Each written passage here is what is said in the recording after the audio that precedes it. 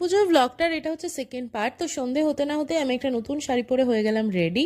আর এই শাড়িটা আমাকে দিদি দুর্গাপুজোর সময় দিয়েছিল, তখন পরা হয়নি। আর ক্লাবে চলে আসলাম, এসে দেখলাম বাপি অলরেডি পুজোতে বসে গেছে। আর আমার পিসির মেয়েরা এখানে সব গুছিয়ে দিচ্ছিল। আর এখানে দেখো স্যান্ডি বাজি ফাটাচ্ছে, সব বাচ্চারাই এখানে বাজি ফাটাচ্ছিল, দেখতে বেশ ভালো লাগছিল, সবাই খুব আনন্দ করছিল। আর এখানে পুজো শুরু হয়ে গেছে, আর আমি দেখো বসে পড়েছি এখানে সবার সাথে পুজোর জন্য, কারণ আমি সেদিন ছিলাম উপোস। আর এখানে দেখো মাও বসে আছে, ওই যে দেখা যাচ্ছে মাকে।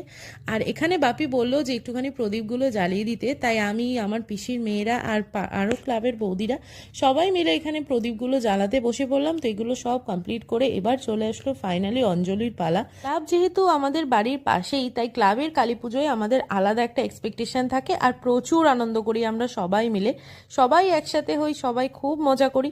তো এই হচ্ছে ক্লাবের কালী পুজোর শেষ ব্লগ। তো তোমাদের ব্লগটা কেমন লাগলো অতি অবশ্যই